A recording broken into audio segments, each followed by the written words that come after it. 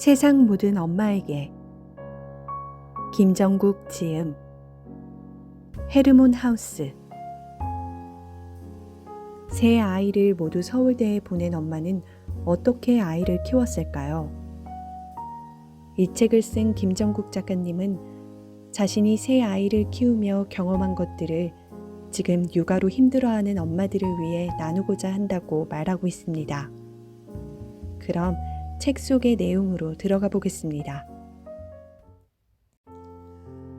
야단치거나 매를 드는 것이 한 번은 효과가 있을지 모르지만 계속되면 잔소리가 되고 매에 대한 내성이 생기면서 아이의 내면에는 분노가 쌓이게 된다. 어쩌면 그렇게 쌓인 분노가 공격성으로 표출될 수도 있다. 불행한 일이다. 자녀가 어렸을 때는 가능할 수도 있었겠지만 사춘기를 지나면서 엄마와 힘이 팽팽하게 맞섬을 느낄 것이다. 자연스러운 현상이니 엄마에게 반항한다고 생각하면 안 된다. 그 모습 그대로 인정해주고 마음을 읽어주어야 한다. 누르거나 이기려고 하면 항상 끊임없이 이기고 지는 게임이 계속된다. 대화가 필요하다. 그동안 자녀와의 대화 방법이 효과가 없었다면 과감히 바꿔야 한다. 겉으로 말씨만 부드럽게 한다고 자신이 말하는 방법이 변화되었다고 생각하면 오산이다. 내용이 중요하다. 심각하기보다는 가볍고 재미있는 유머를 사용해보자. 작은 차이가 큰 행복을 가져다 준다. 마음의 여유를 갖는 것이 중요하다. 물론 마음대로 되는 일은 아니다. 그렇다고 종일 아이의 공부를 어떻게 하면 더 잘할 수 있게 시킬 것인가를 생각하고 성적 때문에 걱정하는 것은 엄마나 아이 모두의 정서에 도움이 되지 않는다. 자신의 꿋꿋한 의지로 밀어붙이는 아이도 있지만 칭찬과 격려가 추진력이 되어 공부하는 아이도 있다. 그런 아이에게 중요한 것은 먼저 마음밭을 잘 가꾸어주는 일이다. 사실 공부는 아이가 하는 것이고 엄마가 대신 해줄 수 없다. 그 부분은 오히려 엄마보다 아이가 전문가이다. 아이를 믿어야 한다. 흔히 공부시켜도 성화를 부려도 되지 않을 때 포기한다는 말을 마음을 비웠다고 표현한다. 진심으로 마음을 비운 게 아니므로 절대 편안하지 않다. 여유를 갖도록 노력하기는 쉽지 않은 일이기 때문이다. 아이가 힘에 부쳐 지쳐 있을 때 엄마는 즉시 공급해 줄 수 있는 에너지 충전소 같은 것이어야 한다. 엄마가 여유롭고 편안해야 그 일을 감당하고 수행할 수 있는 에너지가 솟아난다.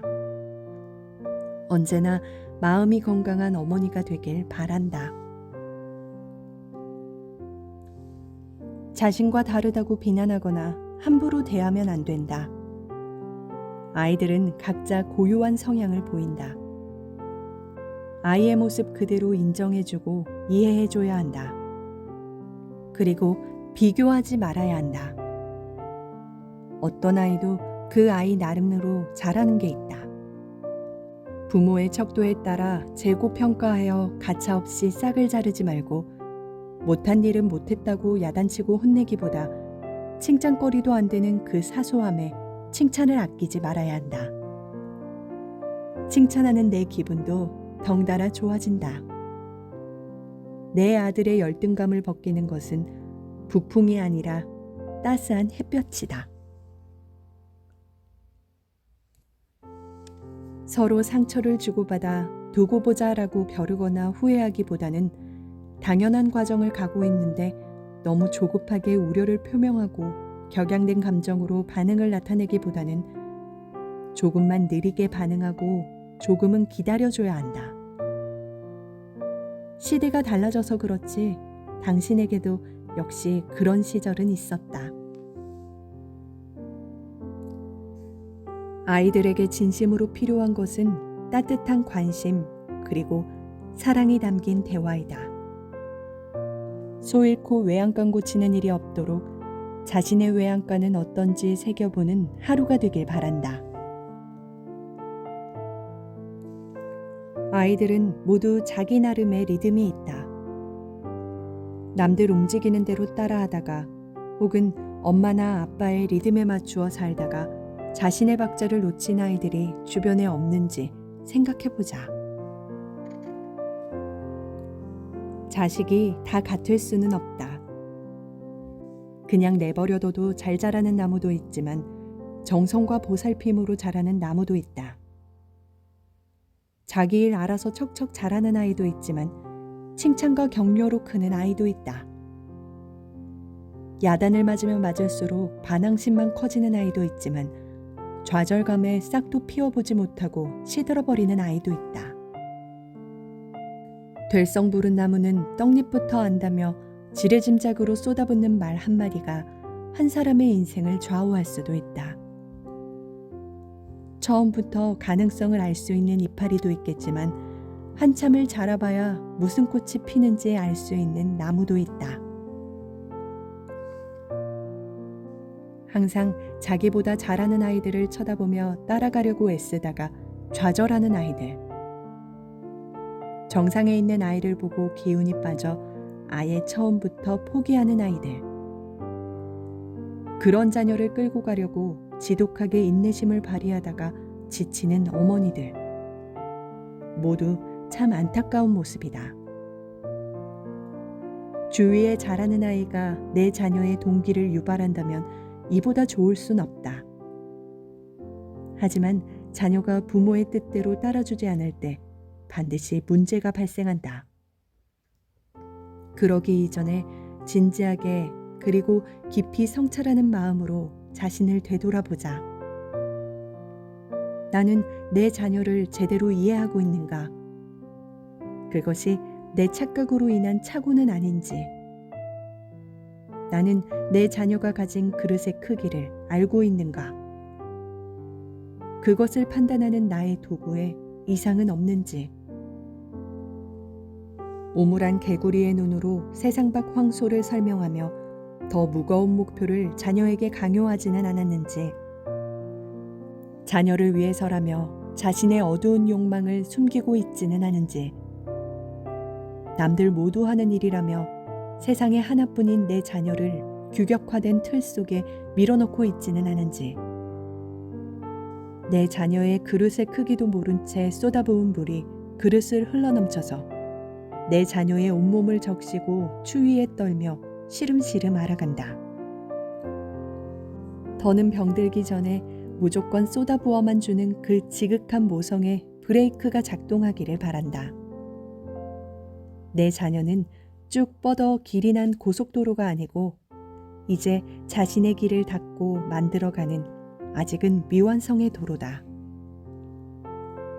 어떤 길이 될지 모르는 그 도로를 내 욕심껏 달리면 아마도 그 길의 마지막에는 내가 원하고 바랐던 자녀를 찾을 수 없을지도 모른다. 병들고 지친 한 영혼이 엄마를 원망하고 있을지도 모른다. 내가 이끈 그 길의 끝에서는. 아이가 어릴 때 만 7세 전에는 의식 발달 수준이 아직 무의식에 있는 단계이다. 이 시기에 글씨를 가르치고 인지적 훈련을 시키는 것은 억지로 의식으로 끌어오는 것이기 때문에 자연스러운 성장이 아니어서 당장은 아니어도 여러 문제를 야기한다. 아이들은 자연이다. 스스로 깨어나서 잘 성장할 수 있도록 지켜봐주고 필요할 때 대화하면서 양육한다면 원래의 모습을 잃지 않고 잘 자랄 수 있을 텐데 요즘 주변의 아이들 모습을 보면 매우 안쓰럽다.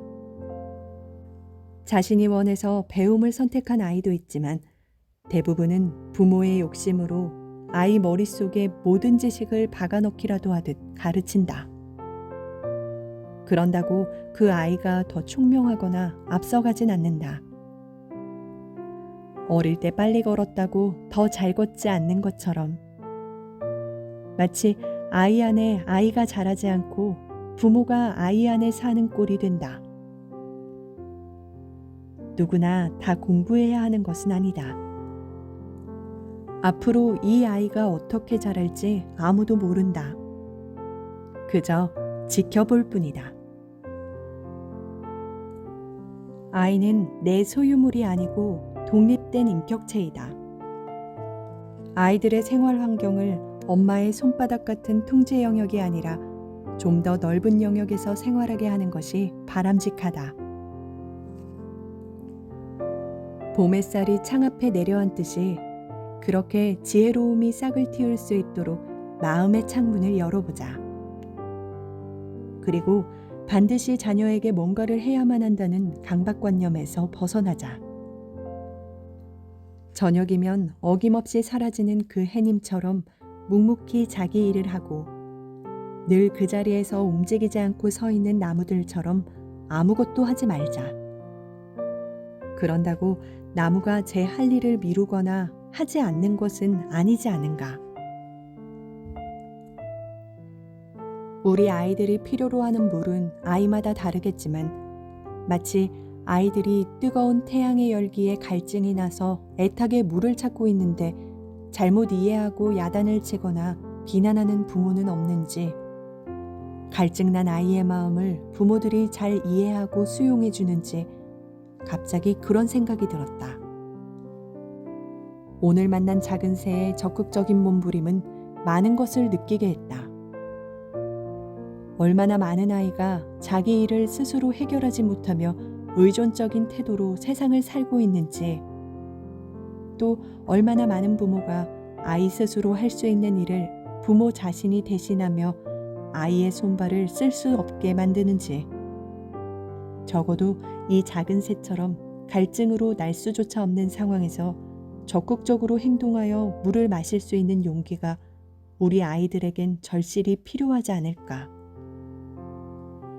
아이에게 성장의 시기마다 적절한 역할을 해주는 것이 좋은 부모 역할이 아닐까 생각했다. 좋은 부모가 되려면 아이가 성장하는 시기마다 적당한 시점에 아이의 손을 놓아줄 수 있어야 한다. 아이가 자신이라는 집을 지을 때 부모는 시멘트에 섞인 물과 같다. 부모가 끝까지 남아서 챙겨주고 간섭하고 함께하겠다고 하면 과연 어떤 집을 만들 수 있을지, 과연 그 집이 완성될지 걱정스럽다. 벽돌에 바른 시멘트의 물이 적당한 시점에 증발해야 그 벽돌이 단단하게 서로 밀착되고 하나의 벽으로서 또 집으로서 완성된다.